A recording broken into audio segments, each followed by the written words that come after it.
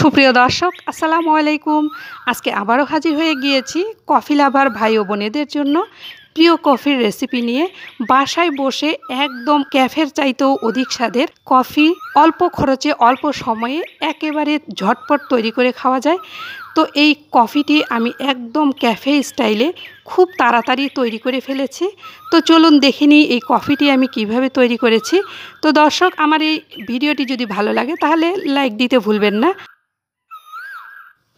চলে এসেছি মূল রেসিপিতে। এখানে আমি একটি বাটি নিয়ে নিয়েছি, 2 প্যাক নেসক্যাফে কফি নিয়ে নিয়েছি, 2 টেবিল চামচ চিনি নিয়ে নিয়েছি, 2 প্যাক কফি পুরোটাই নিয়ে নিয়েছি। এখন নিয়ে নিব 2 টেবিল চামচের একটু কম পানি। এখানে গরম পানি আমি নিয়ে নিয়েছি।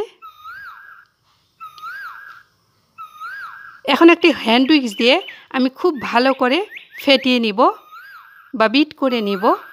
যারা নর্মাল কফি পছন্দ করেন তারা এখানে 1 প্যাক কফি দিবেন, আর যারা হার্ড কফি পছন্দ করেন তাদের জন্য এখানে 2 প্যাক কফি নিতে হবে।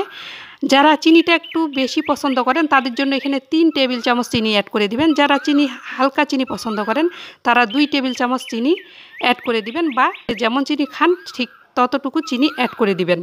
তো খুব ভালো করে ঘুরিয়ে ঘুরিয়ে আমি ফেটিয়ে নিচ্ছি। এইভাবে প্রায় 10 মিনিট আমি ফেটিয়ে নিব।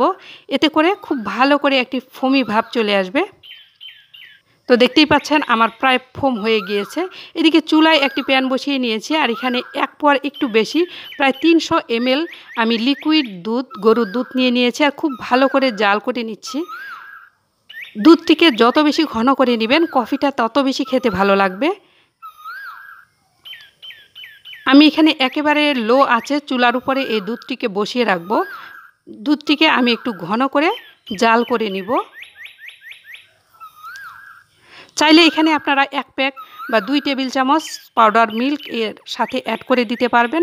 এতে করে কফিটি খেতে আরও বেশি ভালো লাগবে। তো দুধটি আমার জাল হতে থাক, আমি এদিকে আরও কিছুক্ষণ এই কফিটা ফেটিয়ে নিব। প্রায় 10 মিনিট এই কফিটিকে আমি ফেটিয়ে নিয়েছি। এখন আমি 2টি 1 টাইম কফির মগ নিয়ে নিয়েছি। এবার কফির মিশ্রণটা আমি 2টি মগে দিয়ে দিব। পুরো কফির মিশ্রণটাই আমি 2টি মগে সমান করে দিয়ে দেব।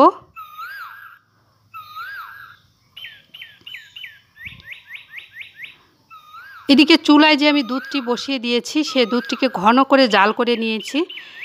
এখন আমি এই দুধটিকে আস্তে করে উপর থেকে ঢেলে দেব।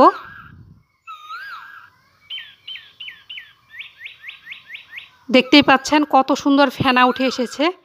কফিটি একদম ঘন হয়েছে। এবার আমি আরও কিছুটা কফির মিশ্রণ উপরে দিয়ে দিচ্ছি।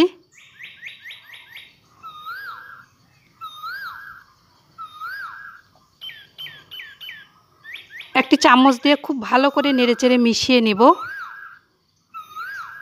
এই কফিটি একদম খুবই সহজে অল্প সময়ে অধিক স্বাদে তৈরি করে খাওয়া যায়। দর্শক, আমার এই কফির রেসিপি যদি আপনাদের কাছে সামান্য ভালো লেগে থাকে তাহলে আমার চ্যানেলটিকে সাবস্ক্রাইব করে পাশে থাকা ছোট্ট নোটিফিকেশনটি চালু করে রাখবেন। এতে করে আমার সহজ সহজ ভিডিও নোটিফিকেশন খুবই তাড়াতাড়ি আপনি পেয়ে যাবেন। একটু উপর থেকে কফি পাউডার ছিটিয়ে দিচ্ছি। এটি সম্পূর্ণ অপশনাল, শুধু দেখার সৌন্দর্যের জন্য দিয়ে দিচ্ছি। কফিটি একটু কাছ থেকে আমি আপনাদেরকে দেখিয়ে দিচ্ছি। দেখুন কতটা ঘন হয়েছে আর পারফেক্ট হয়েছে। তো আজকে এ পর্যন্ত, আবারও সহজ কোনো ভিডিও নিয়ে চলে আসব। সকলে ভালো থাকবেন। আল্লাহ হাফেজ।